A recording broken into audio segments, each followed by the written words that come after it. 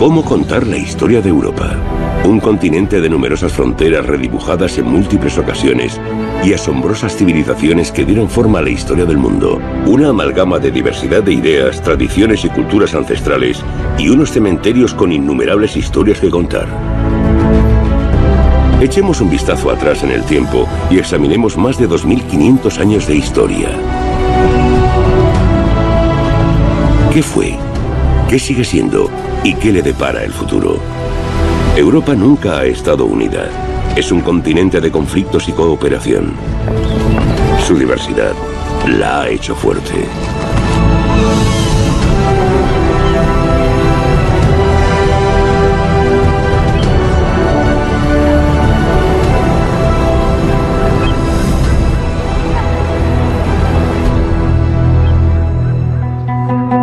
Estambul, Bizancio, Constantinopla. La antigua capital del Imperio Romano de Oriente recibe múltiples nombres. Sigue dominada por Santa Sofía, la iglesia más grande del mundo antiguo. Para los cristianos de Europa, este era el centro del mundo. Se trata de un sólido testimonio de la unidad de poder y creencias.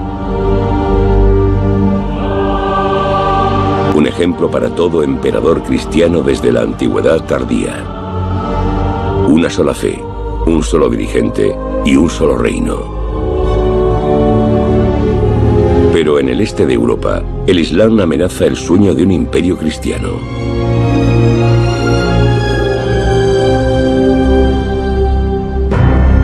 En 1453, Santa Sofía se convierte en el último santuario para los cristianos de Oriente.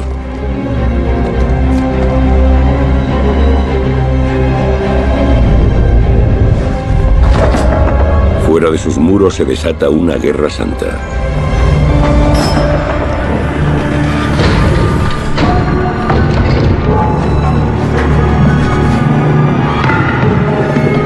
Después de 53 días de asedio, los turcos conquistan Constantinopla el 29 de mayo de 1453 bajo la bandera del Islam.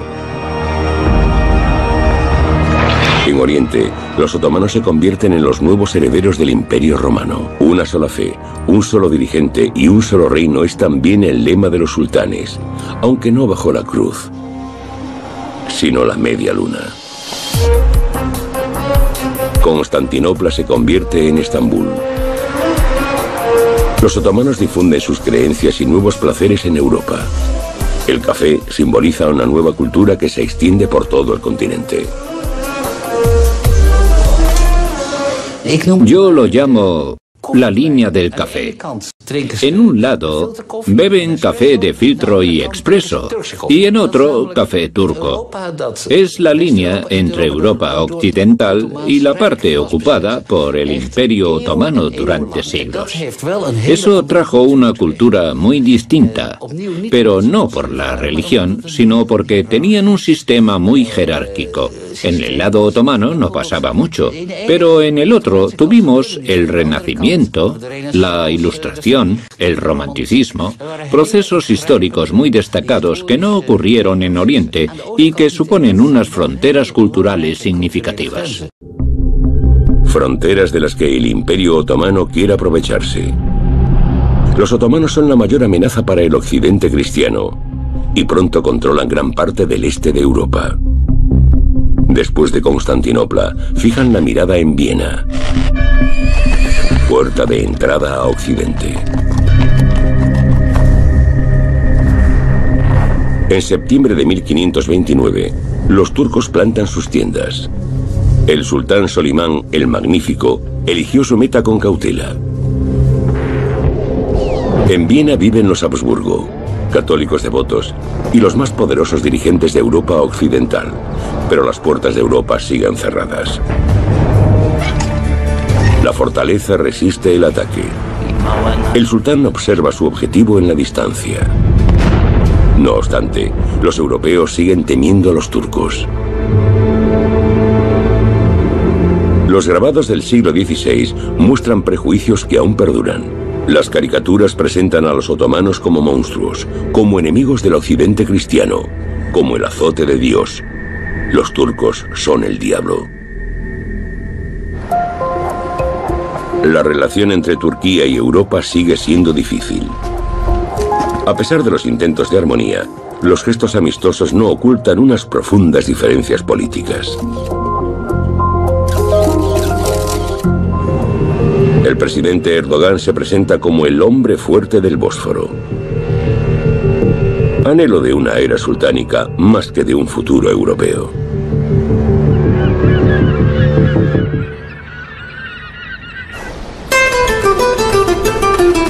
La España del siglo XV sufre también una batalla de creencias.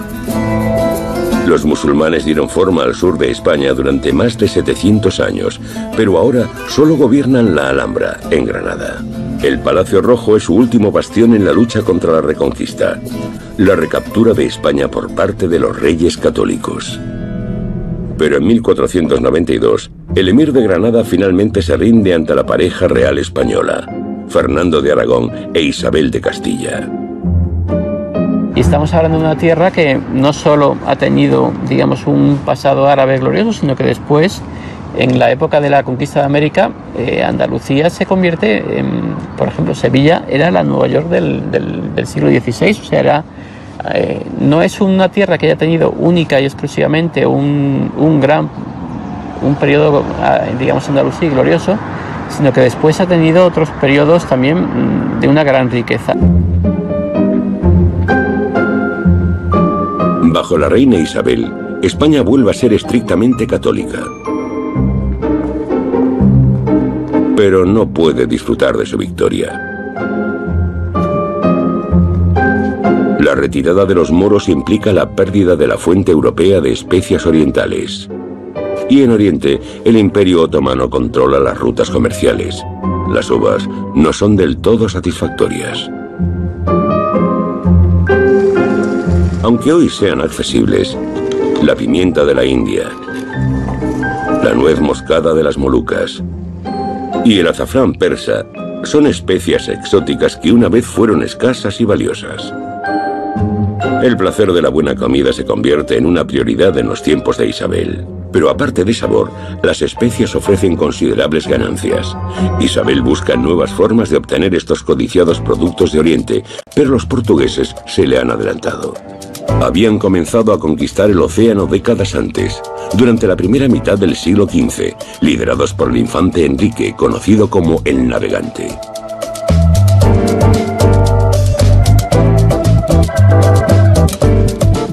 Pretenden llegar a Asia a través de África, desviándose. Pero cuanto más avanzan hacia el sur, más lejos parece su objetivo en el este. La costa del continente negro es interminable.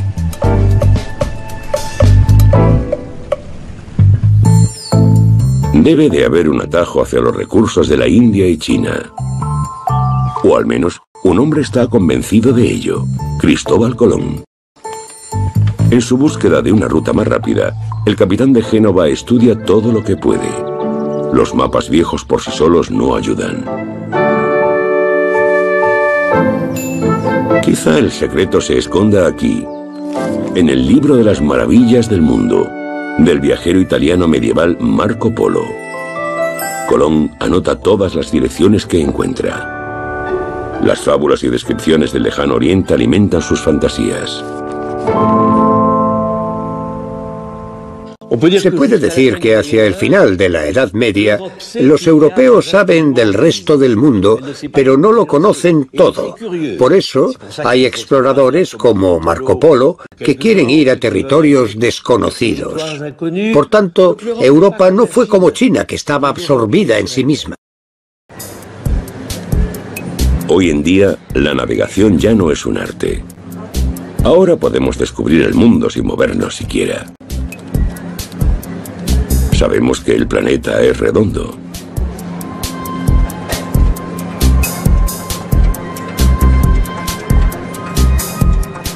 Y los europeos del siglo XV también.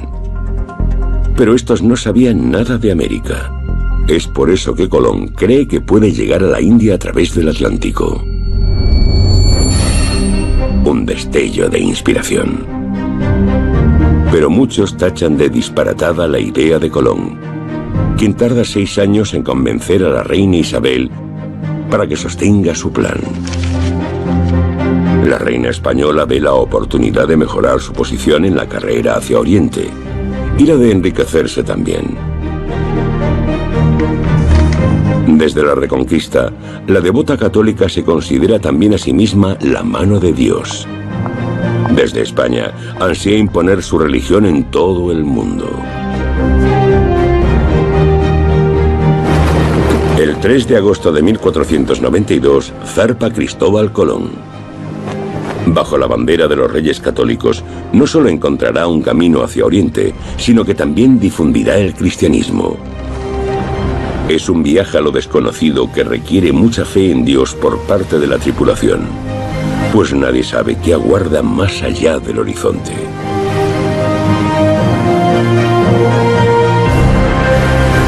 Mantienen firmemente su rumbo hacia el oeste durante más de 30 días. Y, por fin, tierra. Es un pequeño paso para Colón, pero un gran paso para Europa. El 12 de octubre de 1492 llega a las caribeñas Bahamas, no muy lejos de la costa continental, y reclama sus tierras para Dios y la corona española. El descubrimiento de Centro y Sudamérica es un paso de extraordinaria importancia dentro de la historia de Europa. A partir de este momento, Europa pasa a ser global, se expande en dimensiones globales.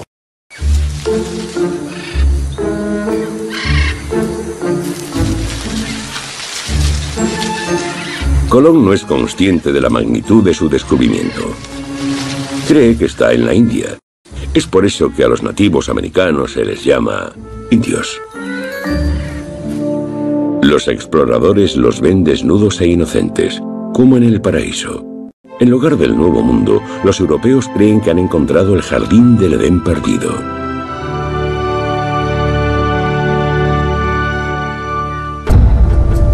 A los primeros descubridores, su exuberante naturaleza les resulta paradisíaca.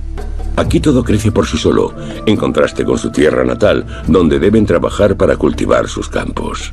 La naturaleza de América en 1492 no es prístina. Eso es un mito romántico, era un paisaje controlado. Los nativos quemaban árboles y praderas para cazar presas. Plantaban cultivos, tabaco, maíz, calabaza. Y construían ciudades como Cahokia en el sur de Illinois, de 30.000 habitantes en el año 1200, y Tenochtitlán, capital de México, con unos 200.000 habitantes en el año 1500, así que era una sociedad bastante asentada.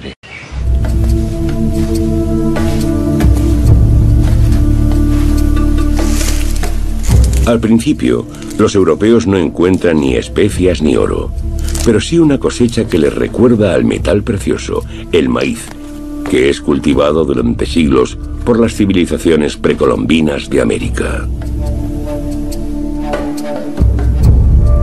Cristóbal Colón lo lleva al Viejo Mundo. Hoy, el maíz es uno de los cultivos más cosechados del mundo. Al igual que el tomate y la patata, es uno de los numerosos cultivos de América que han cambiado los campos y los menús de Europa.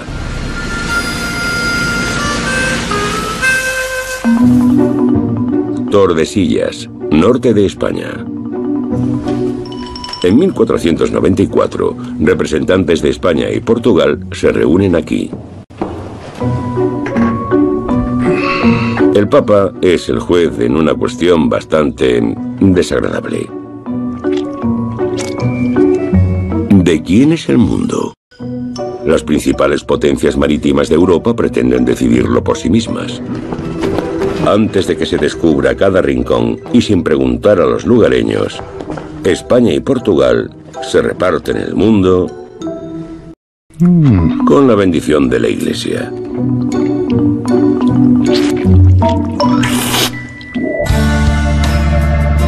El Tratado de Tordesillas divide la tierra en una mitad portuguesa y otra española, supuestamente para traer paz y armonía. cuando en realidad eso solo aviva la competencia entre las naciones europeas, que comienzan a conquistar y colonizar el mundo en nombre de Dios. Las dos fuerzas impulsoras de los descubrimientos, Portugal y España, decidieron transformar los territorios descubiertos en colonias por medios militares, pero también convertirlos a la religión de Portugal y España, el cristianismo. Es el comienzo de una violenta evangelización. Después del Caribe, los españoles descubren el continente. En 1519, Hernán Cortés arriba a el México actual. Entonces, esas ricas tierras son el hogar de la avanzada civilización de los aztecas. Maestros de la orfebrería, una habilidad que sería su condena. Al igual que Cortés, muchos conquistadores padecen una enfermedad que solo el oro puede curar. Quieren encontrar El Dorado, la legendaria Tierra del Oro. Los españoles se convierten en la maldición de los aztecas. Sin piedad, los europeos aprovechan su superioridad militar. La promoción del cristianismo es solo un pretexto. Su conquista se convierte en un genocidio bajo la cruz.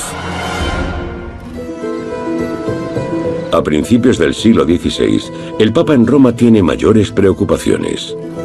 Está ocupado con la construcción de la nueva Basílica de San Pedro, una obra maestra de la arquitectura italiana, pero también símbolo de la creciente pomposidad de la Iglesia. Es financiada vendiendo cartas de indulgencia a los fieles, ricos y pobres, una práctica muy criticada por un monje alemán.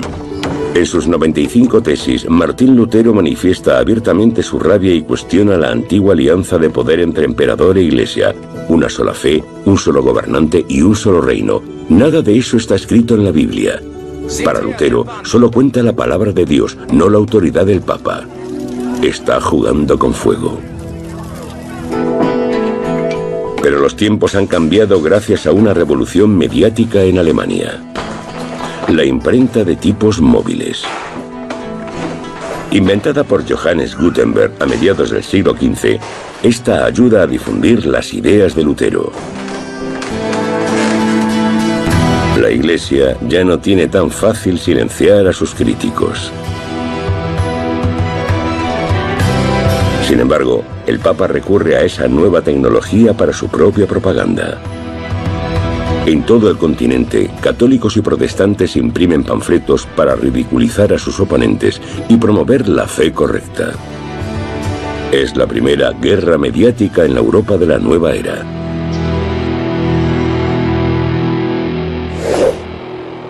En 1521, Martín Lutero es excomulgado, pero encuentra refugio en el castillo de Wartburg. Aquí traduce la Biblia al alemán para que todos puedan entender la palabra de Dios, no solo los sacerdotes. La Reforma pone fin a la unidad lingüística de Europa, y el latín es gradualmente reemplazado por las lenguas nacionales.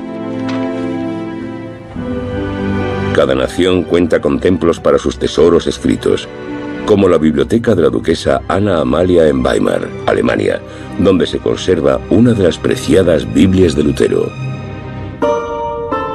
La Reforma gana apoyos en todo el continente. Juan Calvino en Francia, Ulrico Zwinglio en Suiza o John Knox en Escocia dan forma al protestantismo según sus propias creencias.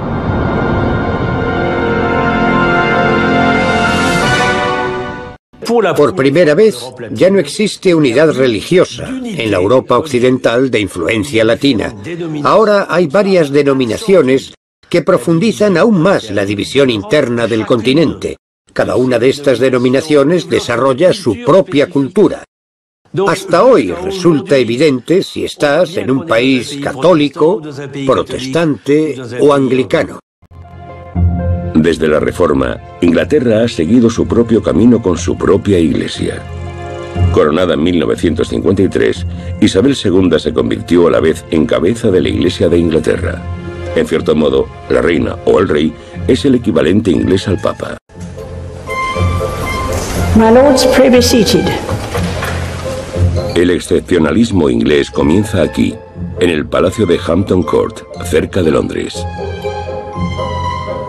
Construido por el arzobispo de York, se convierte en la residencia real en 1514. Ahora, el rey Enrique VIII reside en el Gran Salón. No es la religión, sino la opinión del monarca sobre la fidelidad lo que lleva a una escisión de la Iglesia católica. Su primera esposa, una católica española, no puede darle un hijo. El Papa les niega el divorcio, así que Enrique se nombra a sí mismo cabeza de la Iglesia y se separa del Vaticano y de su esposa. Pero sus 5 matrimonios posteriores no acaban mucho mejor. Algunas de sus esposas mueren tras el parto y otras en el cadalso. En 1558, su segunda hija legítima asciende al trono, Isabel I. Su reino está dividido por la religión y pretende tapar sus grietas.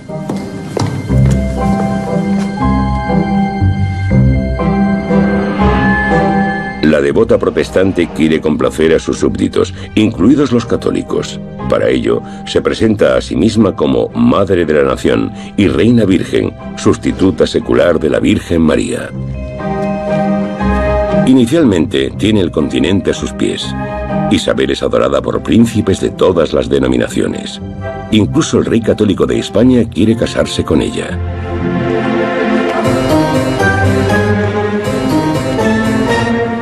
Pero, a pesar de sentirse halagada, los rechaza a todos.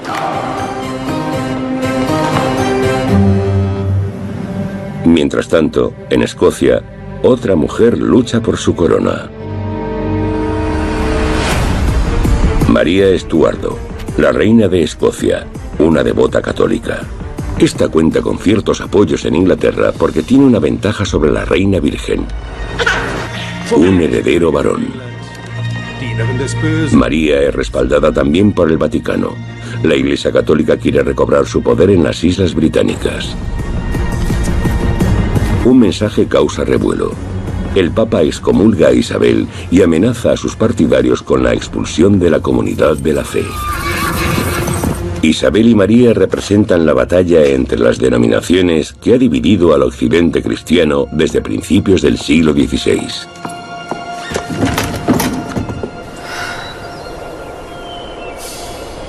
Ahora, la reina protestante muestra su lado más duro. La Torre es la cámara de tortura de Inglaterra.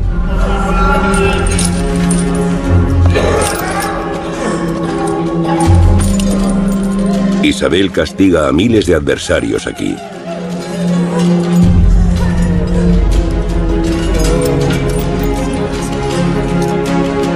Y finalmente, María tampoco tiene escapatoria. Su último viaje la lleva al castillo de Fotheringhay.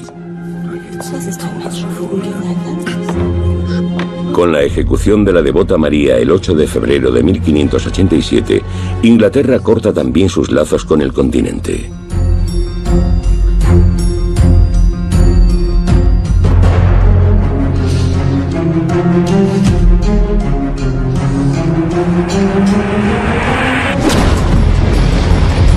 Ahora, Isabel tiene que enfrentarse a la ira del poder católico mundial.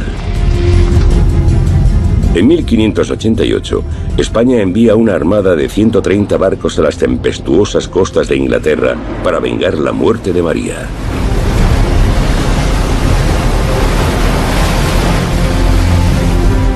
Pero el mal tiempo, la escasa visibilidad y una superior estrategia llevan a la Reina Virgen a la victoria sobre la flota extranjera. Desde este momento, Britania gobierna las olas. Isabel ve el futuro de su reino en los océanos del mundo, no en el continente europeo.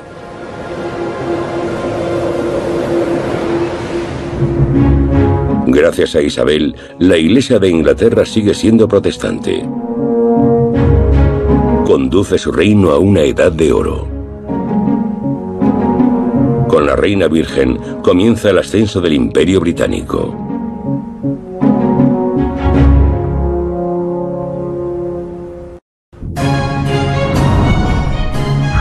Los británicos se alejan del continente y se enfocan en el mundo. Establecen su propio imperio protestante.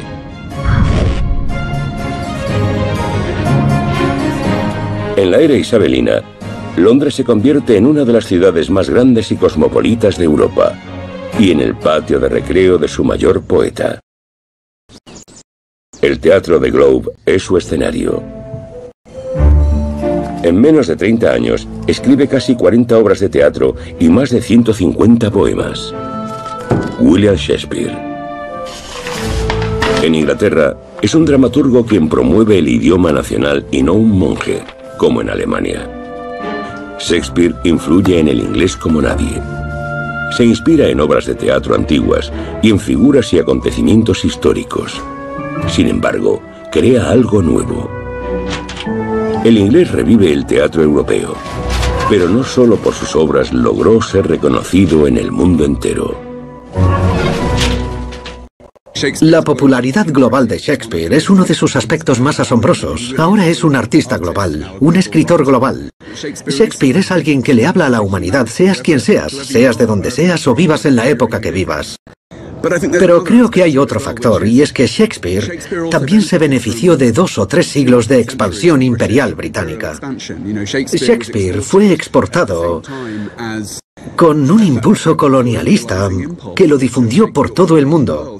Dudo que sea casualidad que a día de hoy encontremos a Shakespeare en los planes de estudios de países de África, del subcontinente indio, de Australasia, del Caribe, de Norteamérica. Países con los que el Reino Unido mantenía una relación muy estrecha. Shakespeare escribe teatro para el pueblo. Y su Globe se convierte en un lugar de libertad espiritual. Sus piezas giran en torno a las eternas cuestiones de la vida. Los eventos teatrales de Shakespeare no son para la élite, sino para todos. Hoy son muchos los que lo redescubren en el reconstruido teatro The Globe en Londres. Hoy en día vemos el teatro como una actividad de la élite, algo de lo que la gente se siente orgullosa de disfrutar. Pero era muy distinto en el Londres de Shakespeare. El teatro era entretenimiento popular y competía con otras formas de entretenimiento masivas, como jugar a los bolos, hostigar animales, beber, visitar burdeles, todas esas cosas que se esperaba que uno disfrutara en una ciudad grande y bulliciosa. Pero eso no quiere decir que a la élite no le gustara el teatro. Había una enorme implicación de la aristocracia y la realeza en las compañías de teatro. De hecho, la compañía de Shakespeare pasó a llamarse The King's Men, los hombres del rey. A miracle. Here's our hands against our hearts. En 1603, Shakespeare y su compañía son nombrados artistas reales por el heredero al trono de la reina virgen, el rey Jacobo I, hijo de María Estuardo. Mucho ruido y pocas nueces es su obra favorita. I'll stop your mouth.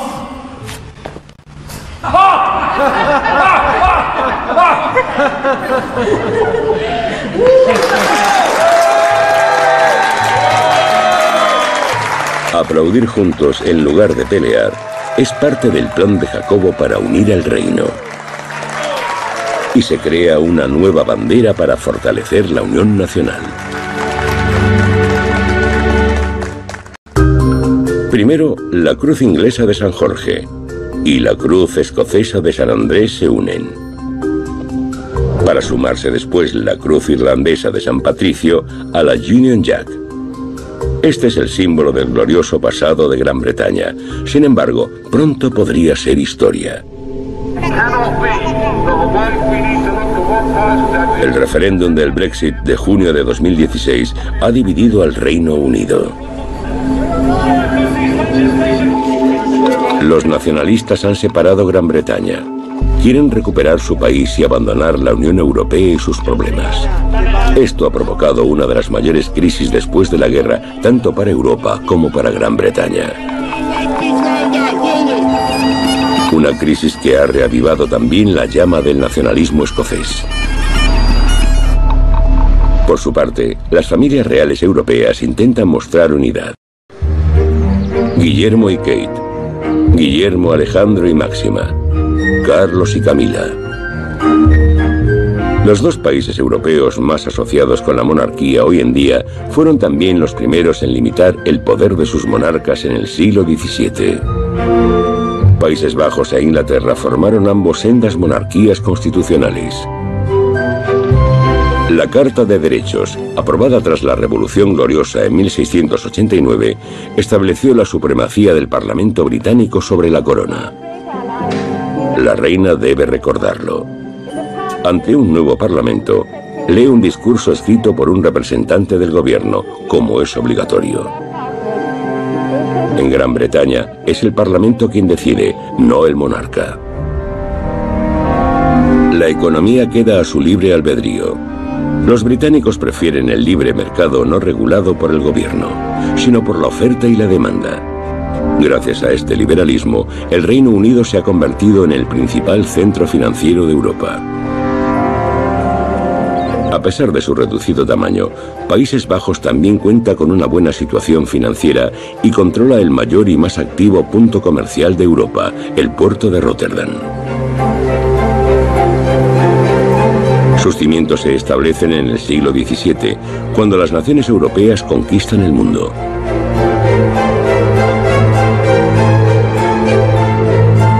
Sin embargo, no zarpan juntas. En cuanto a las colonias, cada país pretende adelantarse al resto.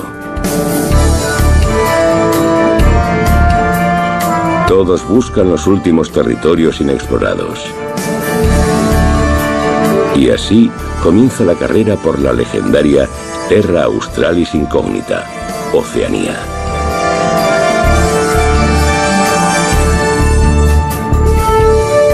En 1768, la corona británica envía el HMB Endeavour en una misión secreta para encontrar la tierra desconocida del sur. La nave está bajo el mando de uno de los grandes exploradores de la época, James Cook. Gracias a él, los británicos están a la cabeza en la carrera. Aunque los holandeses fueron los primeros en pisar suelo oceánico, Cook es el primer europeo en explorar extensamente el continente en 1770. Durante su viaje al Pacífico Sur, reclama varias islas y sus recursos para el Imperio Británico, aprovechando la hospitalidad de los nativos.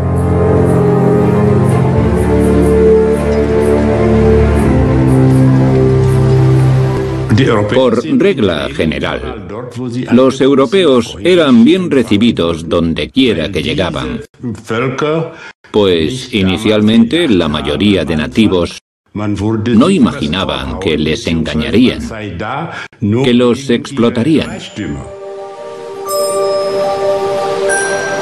Los exploradores toman todo lo que pueden. Durante mucho tiempo, Europa es sinónimo de conquista y explotación agresiva del mundo. Muchas cosas las tomaron, las robaron. Así de simple. Fijémonos en nuestros museos. Hay tesoros de todo el mundo. Esas cosas no las compraron, ni se las pidieron a los nativos. Se las quitaron sin más. Los ingleses se quedaron con Tahití, así como Madrás y Bengala, fructíferos humedales de la India. Primero los holandeses y luego los ingleses reclaman Nueva Zelanda a los maoríes y Manhattan, la actual Manhattan de Nueva York, a las tribus locales. También ocupan el Cabo de Buena Esperanza en Sudáfrica, y los franceses se apoderan de Senegal y Madagascar junto con Santo Domingo, actual Haití. Los europeos están en todas partes. Para evitar viajes en balde, se les ocurre una empresa bastante falaz conocida como comercio triangular. De camino a sus colonias se detienen en África, donde cargan sus barcos con esclavos, necesarios como mano de obra barata en los nuevos territorios, y a cambio de la carga humana reciben algodón, tabaco, café, cacao y azúcar. Debido a la rápida despoblación de América por las enfermedades, los europeos se enfrentan a una escasez de mano de obra en su esfuerzo por explotar los recursos del Nuevo Mundo y en particular de su tierra. Por tanto, los europeos, primero los portugueses, luego los holandeses y finalmente los ingleses, importaron esclavos de África Occidental para cultivar azúcar en el Caribe y en Brasil, tabaco en Virginia, arroz en Carolina del Sur y en el siglo XIX algodón en Norteamérica. No es exagerado afirmar que estas mercancías producidas por mano de obra esclava eran esenciales para la economía de exportación de América. En aquel entonces, a los europeos no les importaban los desastrosos efectos de su comercio triangular para África. Los blancos veían a los negros como ganado.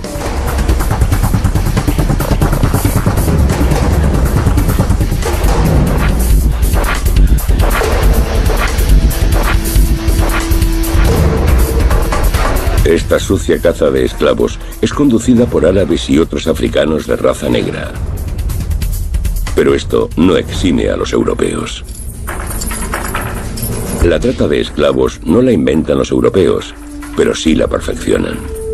En un periodo de aproximadamente 300 años, 12 millones de africanos son desplazados. La esclavitud no queda prohibida en Europa hasta el siglo XIX. El último país en prohibirla es Países Bajos. La esclavitud es la gran responsable del ascenso del poder naval. El azúcar de ultramar endulza la vida de los holandeses. Y hasta hoy, la huella de la esclavitud sigue siendo muy visible.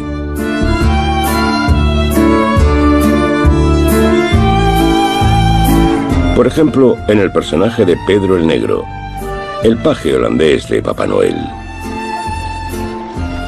O en las representaciones de esclavos del carruaje en que el rey desfila por La Haya cada año. En los últimos años, ha habido crecientes protestas para repintar el carruaje y retirar a Pedro el Negro. Sin embargo, a muchos aún les cuesta aceptar el lado oscuro de la Edad de Oro. Solo puedes esclavizar a alguien si lo consideras inferior. Primero comenzó con los nativos americanos, pero demostraban ser demasiado débiles para los trabajos forzados o se rebelaban. Así que a los europeos se les ocurrió la idea de llevarse gente de África. Para Europa, esto tuvo efectos económicos muy positivos. Para África, no obstante, fue desastroso. Debemos tener en cuenta que durante siglos, todos los hombres y mujeres capaces de trabajar fueron esclavizados. Lo que significa que en muchas aldeas quedaron solo ancianos, ancianas y niños. Y en consecuencia, toda su economía y por supuesto sus estructuras políticas y sociales fueron destruidas. A los europeos les cuesta asumir este aspecto de su pasado, oculto tras las hermosas fachadas de las casas de la época colonial. Lamentablemente, racismo y esclavitud son temas recurrentes en la historia europea.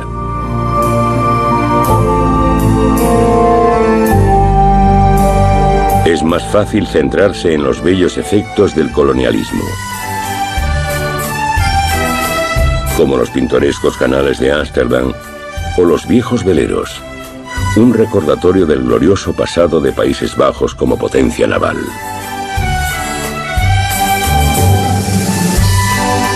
El siglo XVII es la Edad de Oro holandesa. Tanto es así que los holandeses no saben qué hacer con tanto dinero. Debido a la falta de otras oportunidades de inversión, se vuelven creativos e invierten en arte. En el apogeo de la Edad de Oro holandesa, en 1650, unos 700 pintores producen 70.000 cuadros en solo un año.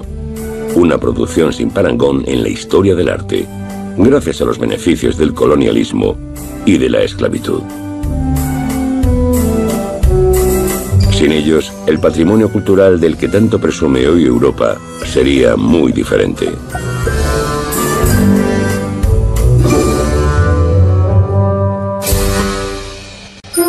En el siglo XVII, los holandeses invierten también en flores, en tulipanes para ser precisos. Importados de Turquía, se ponen de moda en las cortes europeas.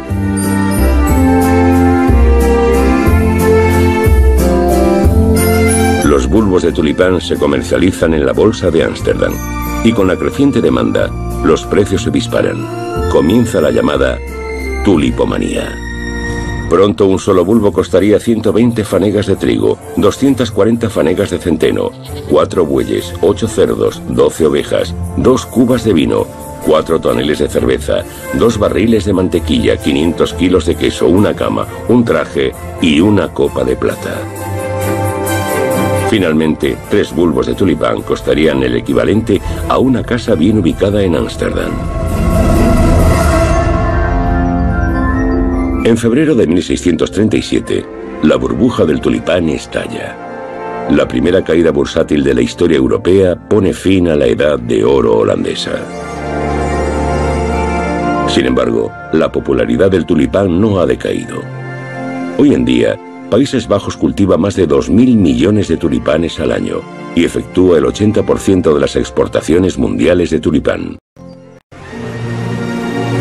Pero la conquista mundial de Europa no solo le impulsa su codicia, sino también su espíritu aventurero. Los mares del sur, ahora conocidos como el Pacífico Sur, fascinan a los europeos. Estos quedan cautivados por sus islas paradisíacas, su abundante vegetación y sus playas de palmeras. Los nativos exóticos pronto son idealizados como nobles salvajes, no contaminados por la civilización y en armonía con la naturaleza, practicando el amor libre.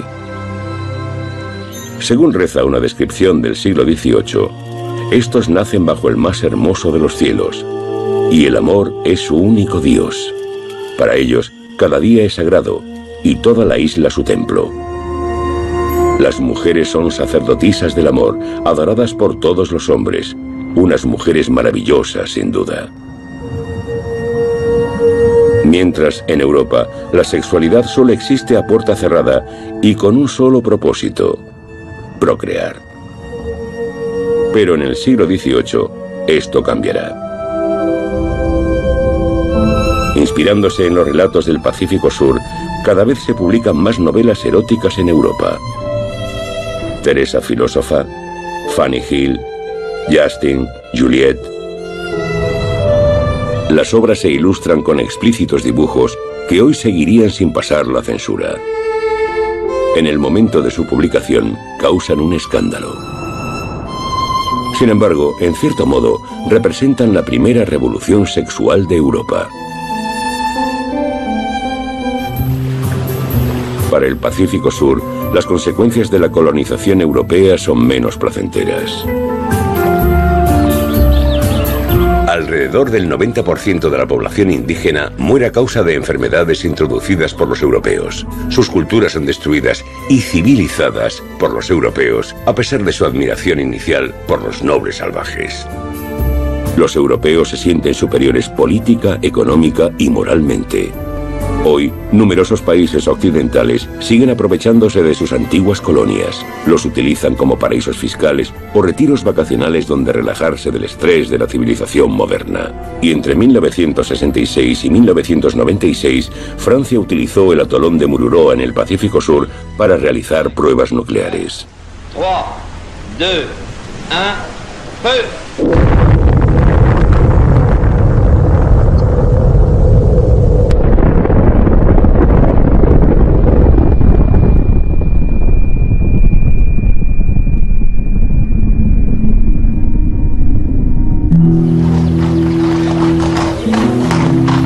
En 1884, Berlín se convierte en el punto de partida del denominado Reparto de África, la división del último continente que aún no controla totalmente Europa.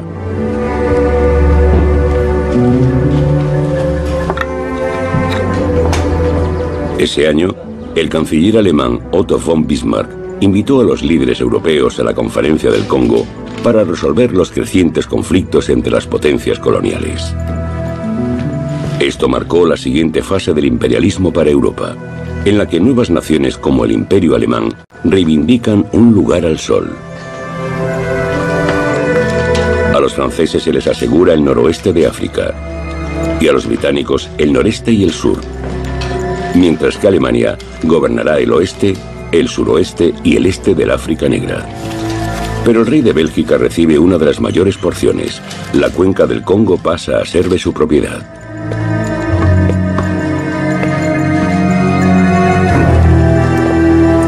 En África, los europeos serán menos civilizados. Los pueblos de África se ven obligados a someterse y sus tierras son divididas entre las potencias coloniales. Una vez más, la europeización trae consigo guerra y opresión. Por ejemplo, en el sudoeste de África, actual Namibia. En 1904, para reprimir un levantamiento, las tropas alemanas persiguen a unos 80.000 miembros del pueblo herero hasta el desierto del Kalahari y esperan a que mueran de sed. Un genocidio que aún hoy suscita discusiones.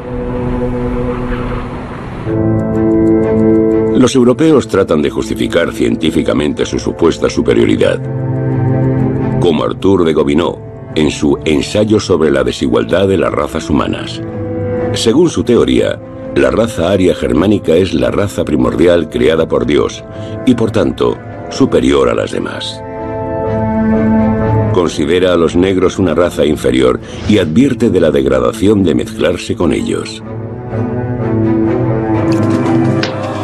Hasta la Segunda Guerra Mundial, algunas de las consideradas razas inferiores se exhiben como animales en los llamados zoológicos humanos de Norteamérica y Europa. La historia colonial de los países africanos se prolonga durante décadas, como en el Congo. En 1960, el país obtiene la independencia y su antiguo gobernante, el rey Balduino de Bélgica, le hace una visita. Alrededor de 10 millones de personas murieron durante el dominio colonial de los belgas. Ahora, tras una larga lucha por la libertad, los congoleños tienen su propio presidente elegido democráticamente, Patrice Lumumba. El pueblo lo celebra, pero no por mucho tiempo. Los belgas no están contentos con el nuevo gobernante de su antigua colonia. Con ayuda de la CIA, Lumumba es capturado en 1961 y asesinado.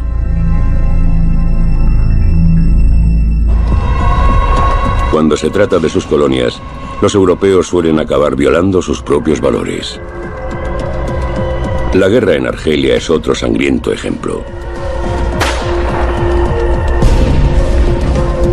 Solo tras 8 años de encarnizada batalla, el país logra independizarse de Francia en 1962.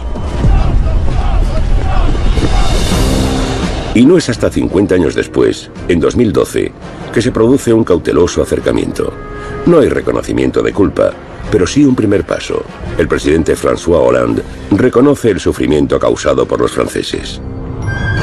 Hoy en día, la despiadada europeización del mundo se ve de manera más crítica. Pero aunque la mayoría de los imperios coloniales de Europa han desaparecido, las desigualdades persisten, tanto política como económicamente.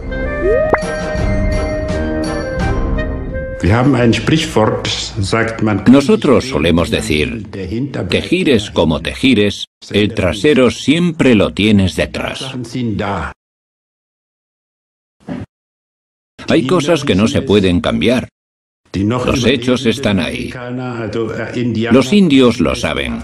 Los nativos americanos supervivientes lo saben. Los africanos lo saben. A mi parecer, sería muy importante que Europa lidiara con su propia historia y no intentara obviar ciertas cosas. Las antiguas potencias coloniales de Europa luchan contra la pérdida del dominio global. Se aferran a viejos rituales, a su antiguo glamour y a los sueños de grandeza del pasado. ¿Encaja esto en la Europa de hoy? ¿O es folclore histórico?